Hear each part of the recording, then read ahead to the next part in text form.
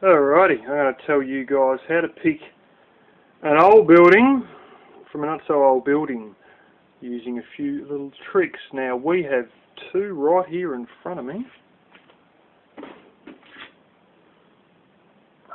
The friggin' doors are never very tall in buildings from the 1800s. Seriously, not tall enough to fit your bloody head through. And that's actually quite common. That's a real sign that a building is from the 1800s. Now, another one is, I've got an example of this outside, but I've got an example of it right above my head right now. Hopefully the camera shows it. Is wood that's been ripped out of a native forest as opposed to plantation, and there's a very easy way to tell.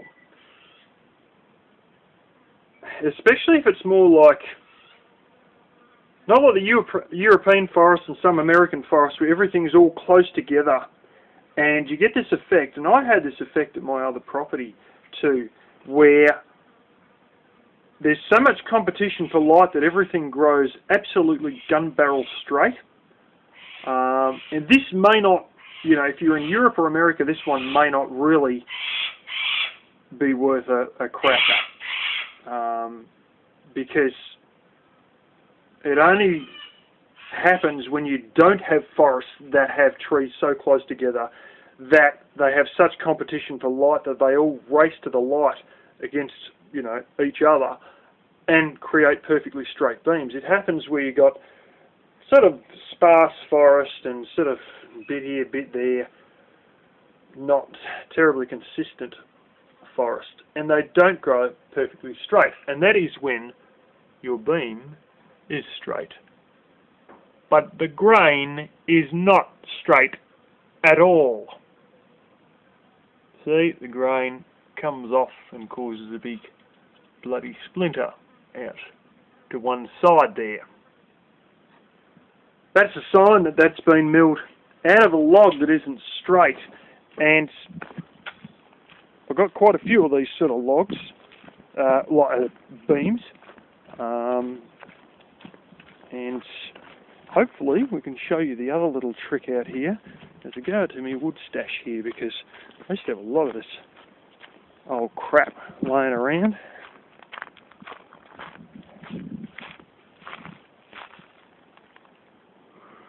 This piece here, I don't know where it is. It may very likely actually be in that stack. Actually, I think it is.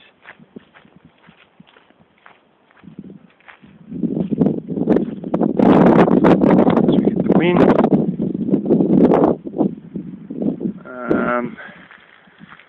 That's one sign. You get big knots. Not small ones. You're always going to get small ones, but it's either low quality wood or you got a lot of bloody larger knots. It'll be in the older ones. Here's one here. This is the one I'm thinking of. Grain goes up and then back down again. Up, back down. And all the grain's up the shit. And there's another one where the grain even side on to the plank, let's say, like from there. Your thinner side is all up and down, and the grain actually comes up and then it drops back down again, not up and down like this, but more or less on the other side, well, pretty much like that, where it sort of comes above and then it goes back down again. And there was one I had here that was like shockingly bad for that. A lot of, cheap shit wood and whatnot. Here's another one, the grain's a little bit up the shit. A lot of cheaper wood than that you'll have knots, but the ones with the real big bad knots are often enough the old beams. But there's another real dead giveaway, and I shall try to find where it is. Don't know if you guys can tell the difference between nailed-in nails and nail-gun nails. Nail-gun nails have got it's like a half circular moon shape, and that gives away nail-gun nails. And then you got your more basic 1960s bullet heads. They still sometimes use those today, especially if you're doing, especially if it's older guys, you know, baby boomers tend to like to use those, some of them. Most guys go for nail guns. Today, yes, I have found what I'm looking for. And I might just flip this beam out. Aha. Yes. Yes, yes, yes. This is a big one, and I have these on my bedroom floor. That there is a classic for it. Same as that one. Rectangular nails. Those nails, the whole lot of them, are handmade. They're the old blacksmith style nails. Yeah, can't see that one too well. Your old rectangular nails, they're the blacksmith style ones. There's another one. And there's another one. There's a few. There's quite a few beams here I've got, because all these beams come out of, well, actually a car dealership in the capital, and this was the flooring, and of course the building was made in the 1800s. And if you get those on your floor and anywhere else in your house, that means your building's probably made in the 1800s. Anything with a round domed head, with a perfect bullet head, like that one, it's sort of, I don't know, 60s or newer. But you get these sort of other ones that are not blacksmith made, and there's sort of, that's one there. It's like a domed head, but it's almost like a four-sided dome. That's what we have in this country anyway, where it's sort of like a, it's not a perfectly round domed head, it's like a funny four-sided one. That is a sign it may be built in the 1920s or, you know, turn of the century sort of thing, because these are actually proper factory-made ones, not, you know, mass-produced ones, not individually made ones like those rectangular ones I just showed there. And there's another tendency you tend to get, and I'll try and tack on a bit of footage from my good camera on the end, and it is this tendency to have huge, big, wide planks. Like a lot of your old furniture with just big, wide planks. When this helicopter pisses off for a second.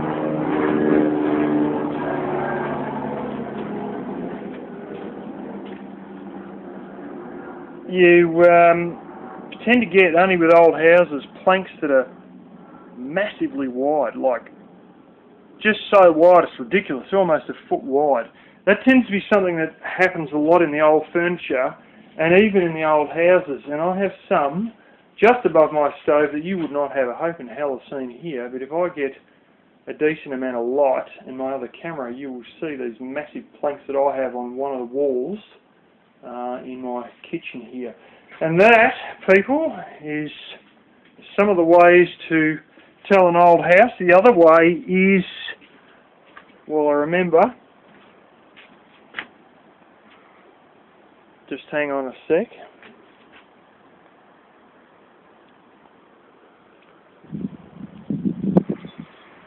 Yes, rocks as stumps. Totally ignore all the crap. Yeah, rocks as stumps. And that's one that my brother-in-law's house has a lot of. And this house has been built like that from day one. And that's just the way it was. And I can tell you they're not terribly great and terribly stable, but that is definitely a sign of an old house. Of course, also is exclusive use of hardwood. And yeah, you don't see that much hardwood these days, obviously. Other than some other little odds and sods that they used to do back in the day, if you can pick the window trims and stuff of that nature, you may be able to pick the age of a house. There's, oh shit, My father's got the whole lot of them. There's another one is your corrugated iron.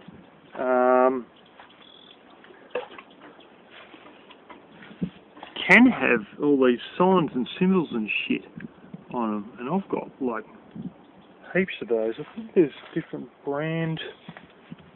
I've got like about 3 different brands with 3 different symbols. Lizard.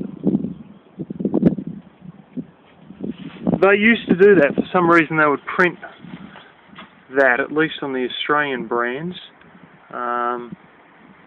God blimey, there's a whole stack of those same ones all through this veranda. You may get different ones. And that's something they only used to do back in the day and they never do now. I think also what indicates old sheets is the size of your bloomin' speckling of your galvanised. Now, I'm not stupidly confused here. I know what Zincalume is, which is an alloy which is a mix of zinc and aluminium, or aluminum, however you want to say it, which has very fine speckles and takes paint well, whereas galvanised stuff has huge speckles and doesn't take paint well. But you can solder to it, where you can't solder at all onto Zincalume. But a lot of the older stuff seems to have big speckles. That's no guarantee, because I've seen brand new galvanised stuff, usually equipment for water pumps and big frameworks and whatnot with big speckles, but I'm just talking roof sheets per se. What was the other one? Oh, yes. Corrugated iron. They have mini corrie, which is these little tiny corrugations that big instead of like that big. And the other one is one that I did have, one over there and a couple over the trees, and it's basically giant corrie, and I mean it's flipping huge like that. A few of those sheets I had around here, and I'm not joking, these things are like more than 100 years old, and the galvanising is still on them and they haven't rusted. And if you get that real big corrie, guaranteed it's an old building.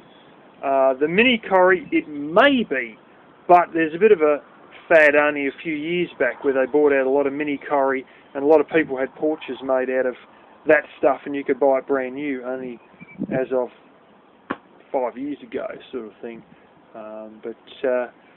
Yeah, I'll tack on the video of the big planks.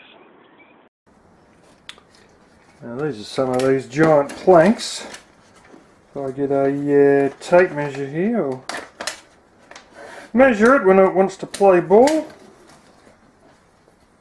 Some big ones up there. What have we got there? About 9 inches. I don't know if you can see that. It's 8.5 inches. That one's got a split through it. That's also 9. And when we get it untangled, we'll go across and have a look at these ones here. Get away, pussy. Yeah, 9 inch again. 9 inch again. Yeah. I think that one's just split there. I might be 2 because it's measuring about 11 inches. That you'll only see in old buildings as well.